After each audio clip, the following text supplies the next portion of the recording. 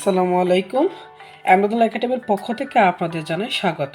So আজকে আমরা আলোচনা করব নিউটনের তৃতীয় সূত্র নিয়ে এবং নিউটনের তৃতীয় সূত্র থেকে কীভাবে আমরা স্থিতিস্থাপক সংঘর্ষের যে সূত্রটা সেটা পেয়ে থাকি সেটা নিয়ে একটু আলোচনা করব। তো চলো শুরু করি।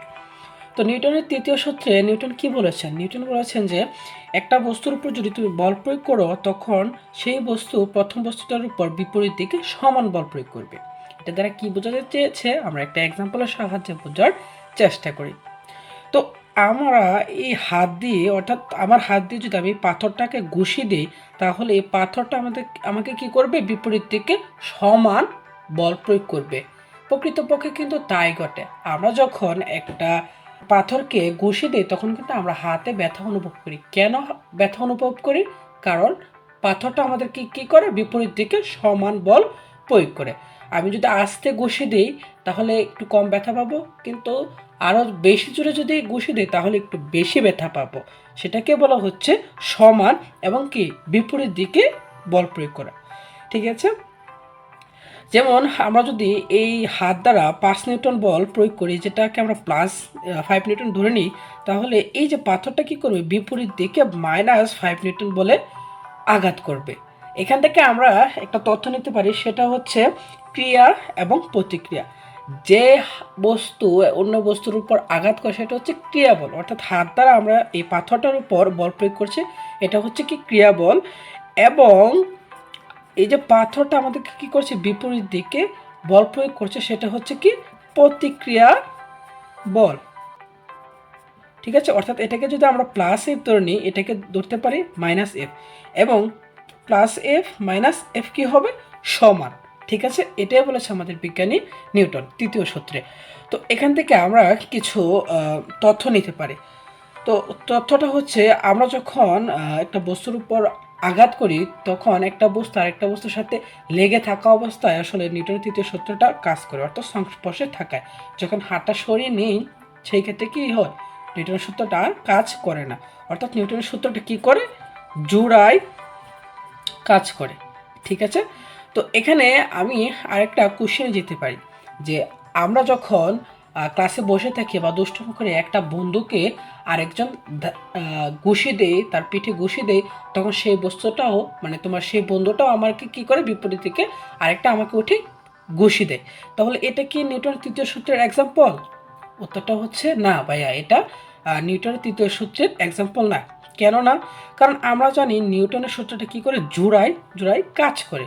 অর্থাৎ তুমি যখন তোমার বন্ধুকে ঘুষি দিবা তখন তোমার হাত এবং তোমার বন্ধুর যে পিঠ, এই দুইটা মিলে একটা জোড়া কাজ করবে, অর্থাৎ নিউটনের তৃতীয় সূত্রটা কাজ করবে।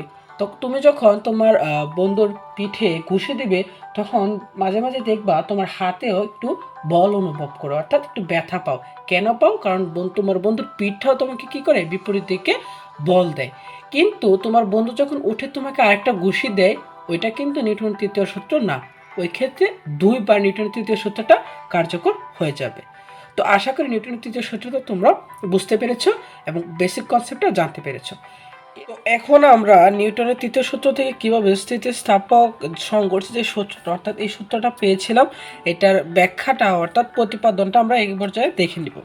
তো নিউটনের তৃতীয় সূত্র থেকে আমরা কি পেয়েছিলাম? নিউটনের তৃতীয় সূত্র থেকে আমরা পেয়েছিলাম যে ক্রিয়া এবং প্রতিক্রিয়া বল সমান হবে, অর্থাৎ ক্রিয়া বলকে আমরা ধরেছিলাম +f এবং প্রতিক্রিয়া বলকে ধরেছিলাম -f। আর আমরা দুইটা বস্তুর সাথে কি করছি? নিউটনের তৃতীয় সূত্রটা আলোচনা করছি, অর্থাৎ একে অপরের সাথে লেগে থাকা অবস্থায় কাজ করে। তো এটাকে আমরা ধরে নিলাম প্রথম বস্তুর ক্রিয়া বল এবং এটাকে ধরে নিলাম দ্বিতীয় বস্তুর প্রতিক্রিয়া বল। ঠিক আছে, আমরা চিহ্নিত করলাম F1 এবং F2 দ্বারা। তো এই Fকে আমরা ভেঙে কি লিখতে পারি? Fকে আমরা ভেঙে লিখতে পারি M1 × A1 = এটাকে লিখতে পারি M2 A2। এবং আমরা যখন দ্বিতীয় বেসিক আলোচনা পড়েছিলাম তখন আমরা দেখেছিলাম যে a সমান হচ্ছে কি b - u/t, অর্থাৎ অ্যাক্সিলারেশনের সূত্রটা।